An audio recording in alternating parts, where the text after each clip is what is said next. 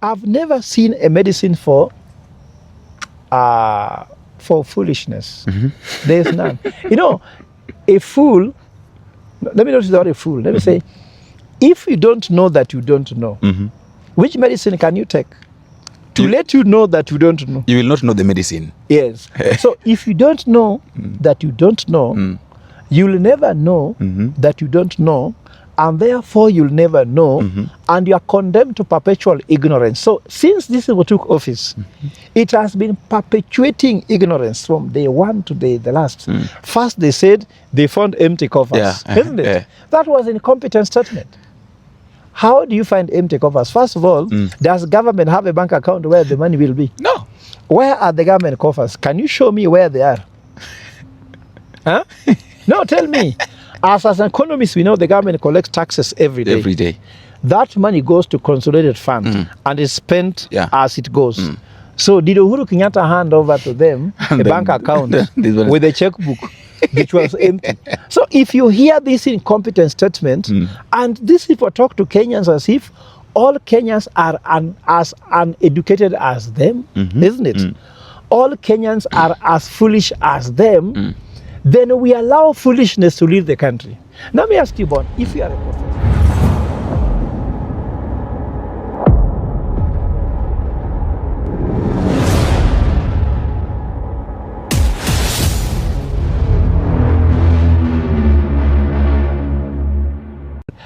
Welcome back, ladies and gentlemen, and thank you very much, guys, for your greatest support. My name is Prof.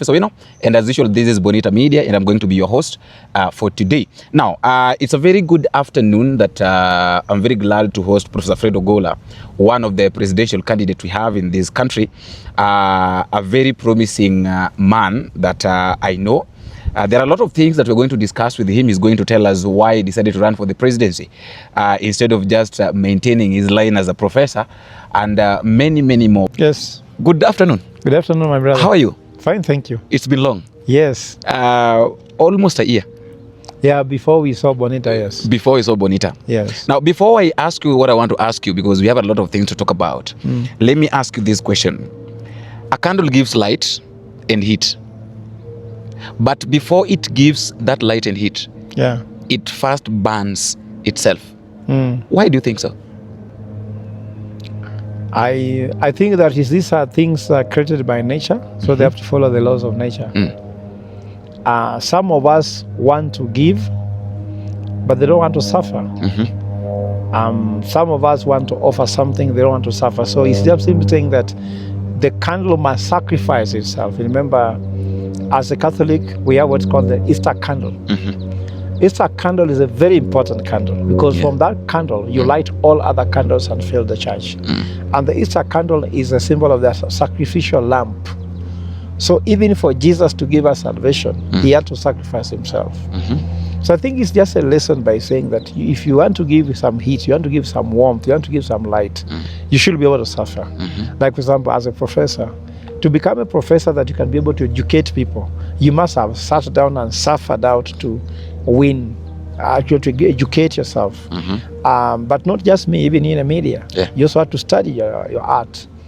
When you go and buy a chapati or mandazi on the road, for someone to offer you a chapati, maybe those people even got burnt by oil. They were on the fire where they were doing it. So it's all that there's nothing you can give if you don't sacrifice anything.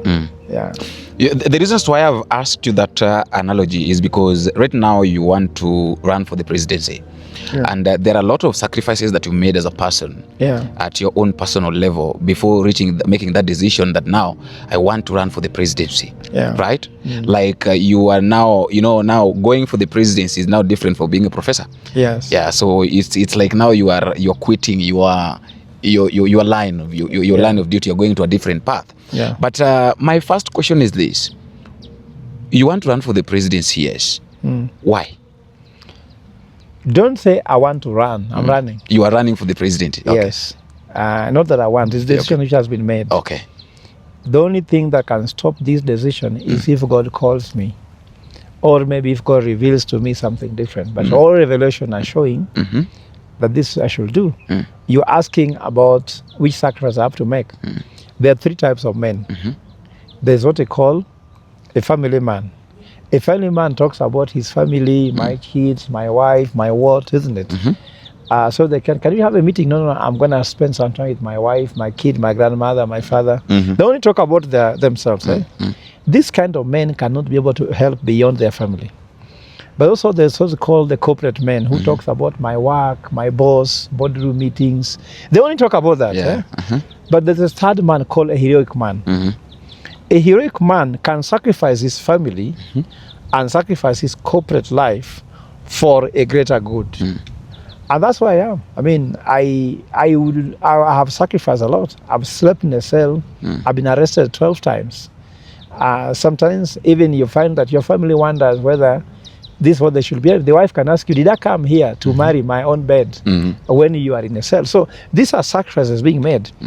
Sometimes my family, every evening they call and check whether I have arrived at home and I'm alive. Because they just think that something can happen. So these are sacrifices you have to make. So why run for president? First of all, we have 56 million Kenyans who can run for this office.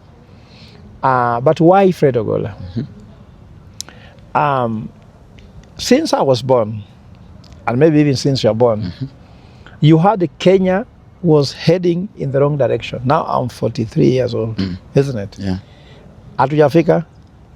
How can you be heading in the wrong direction for 43 years and you have not reached? And no one has told us we have now left the wrong direction, we're in the right direction. So I believe Kenya has arrived in the wrong direction. So we are at the destination. So the question we're asking, who will take us out of here? In the book of Isaiah, I hear the Lord says, whom shall I send? And I say, here I am, Lord, send me. So I'm running because I believe I've been sent by God to rescue the people of Kenya. Because if you look at, when I'm looking at the political environment, I'm looking at the terrain, I'm looking at who will win the ballot, you realize that the people I'm hearing, they haven't answered the question. The question. If you walk from Busia to Mombasa, you move from Mandera, you go all the way to Turkana, you traverse Mount Kenya, you go all the way to Rift Valley. There's one problem that affects everybody, and that problem is economic. Tell me any of those people who are considering to run or are running, whether they have come with an answer to that problem. They have come with a political solution to an economic problem, which means they have not diagnosed the Kenyan problem. You know, before a doctor gives you medicine, the doctor will do a proper diagnostic. Then after diagnostic, they make a decision saying this person has malaria. I have done the diagnostics. I discovered the Kenyan problem is economic. My competitors think it is political. That's why you are hearing all the political noises. And they don't have a solution for it. People go to a rally when they are hungry. They leave when they are hungry and now even tired. Some of them get back when they are hurt. Can the Kenyan problem be solved on top of a vehicle? You can't. You can't. Then, when they want to go overseas to look for a solution for Kenya, they go to New York. New York's the political capital of the world, isn't it? But would you go to a political capital to solve economic problem? You can't. Or you'll go to economic capital to solve economic problem. So I went to New York to see why is New York that good? How comes they're the financial center of the world? How comes even the UN Security Council is there? Even the UN General Assembly will be in New York. But you see all political organizations are in Washington. So I believe the Kenyan problem is economic. I have the economic formula to solve this problem.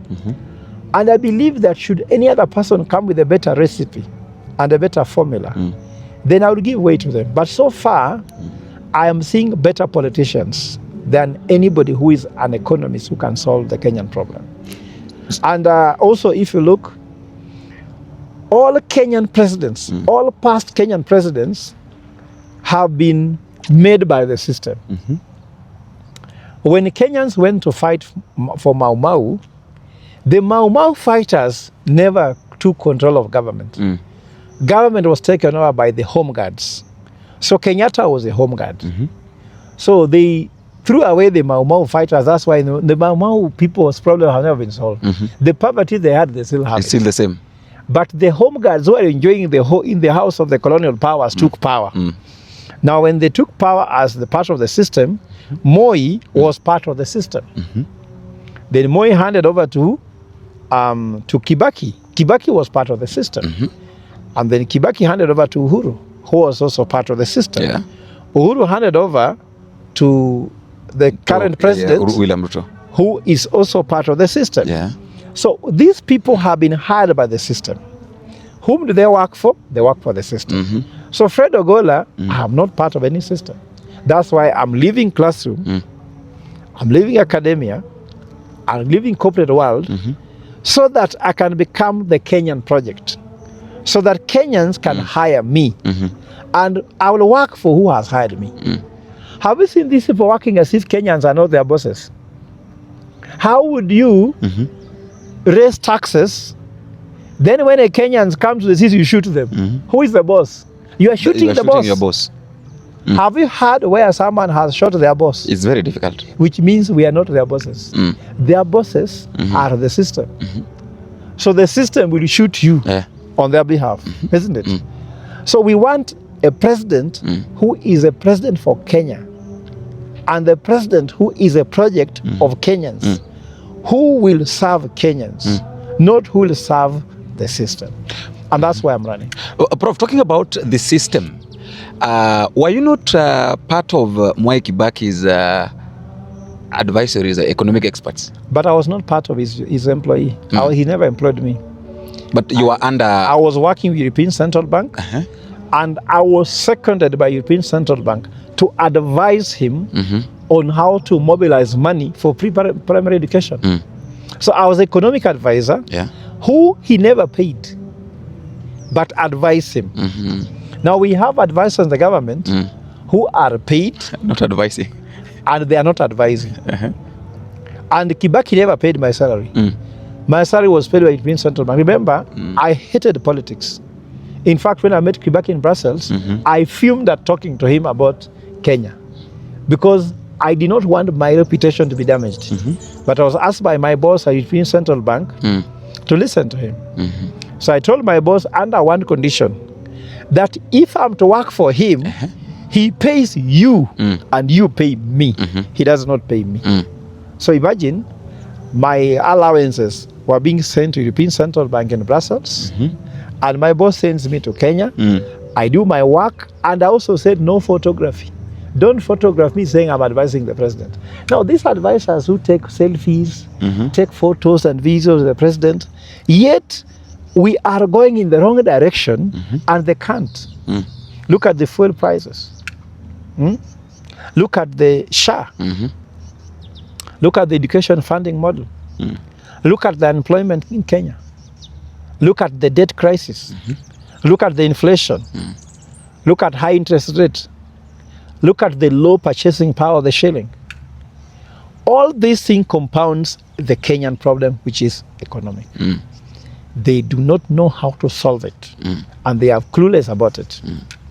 And just to tell you why they are not advising him properly, and even him who is being advised is incapable of being advised, the president said in public that the reason why the fuel is more expensive in Kenya is because the Kenyan road network is equivalent to road network of 6 countries, isn't it? Yeah. You heard that? Yeah, I heard that. Now, I'm an economist. That is economic misnomer. That is the most stupid economic statement someone can ever make. Because there's what you call economies of scale. When you have more road network, you are able to lower the cost of fuel if you are paying 18 shillings per shilling per liter. You know, for every time you buy fuel, for example, the fuel is now 206 shillings, 18 shillings goes to fuel levy. Yeah. Why should the road network be more expensive to maintain? And the economies of scale is shattered. The economy scale should drive down the cost of fuel, not up. Not up. So if a whole president says that, Why should Kenyans continue trusting him with this position? If you can make economic statement like that, economy is everything. It is your school, it's your education, it's your food, everything. So if you have a president who do not understand such simple economic sense called economies of scale, why should he become being president? And then advisors who are there are paid high money. So simply said, these people don't know how to advise him, or at least he does not know how to take advice. But let me tell you what, let's not go there.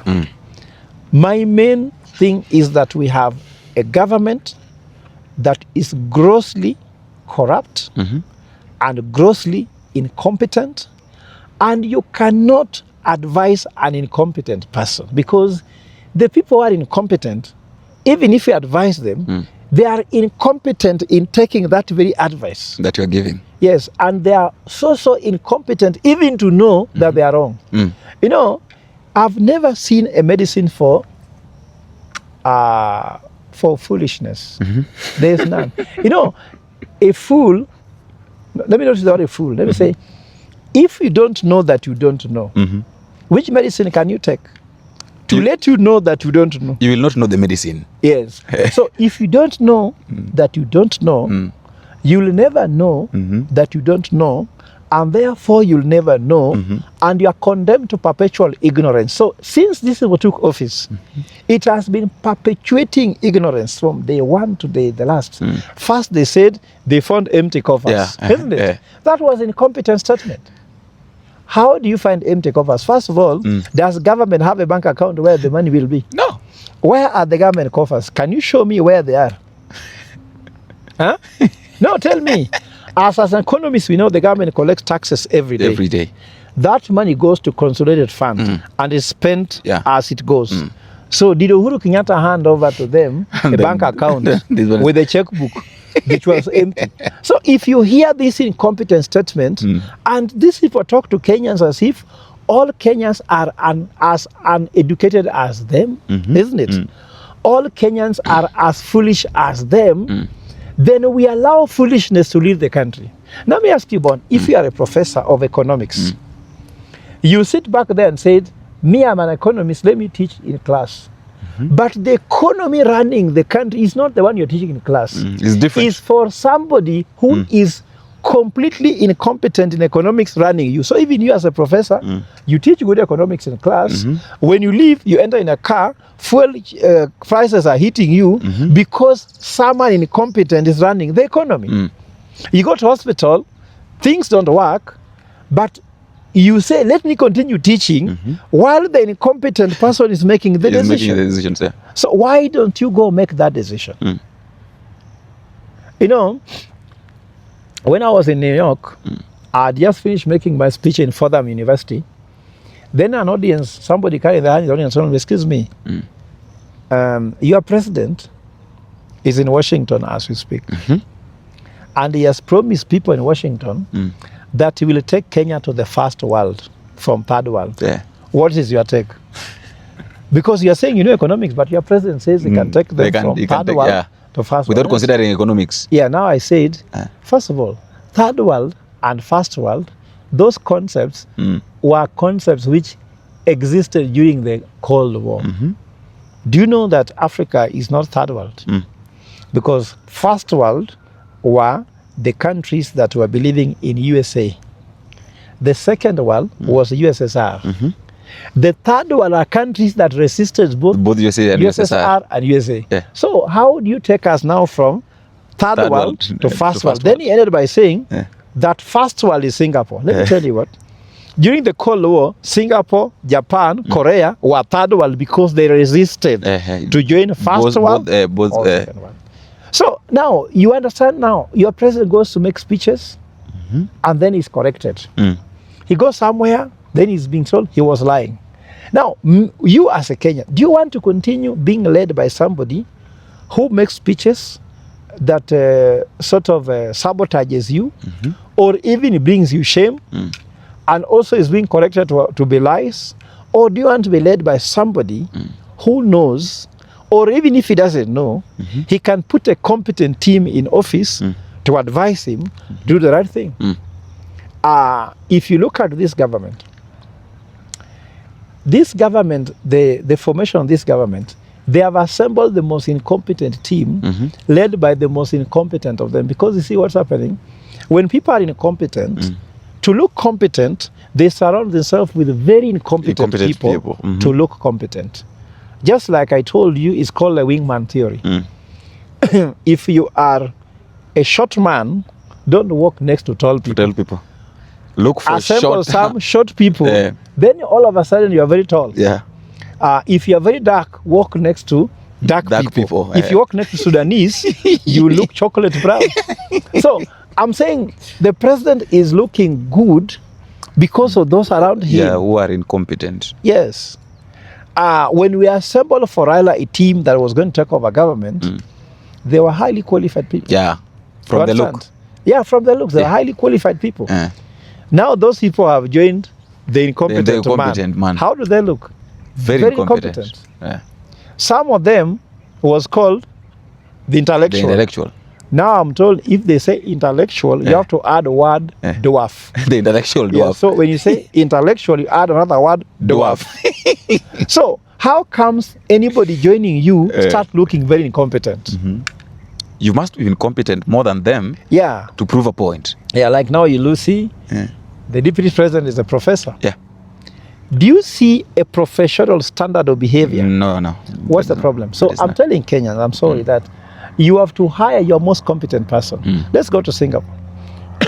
The president of Singapore is the most qualified economist. So if you go sit to him, you first of all, you are afraid to make economic statements. Now, if you go sit to your current president, are you scared about anything you are going to say economically? You are not. You cannot. Because you are definitely better. But if someone comes to talk to me about economics, you must be economically sound to communicate with me. You must be economically intelligible to communicate because I understand economics. But these guys are politically intelligent and qualified. So that's why the people who thrive in this country are politicians. The ones who suffer are non-politicians. That's why you see even now in Nairobi County, somebody who has not gone up to class 8 has been appointed in a board and has fired a doctor.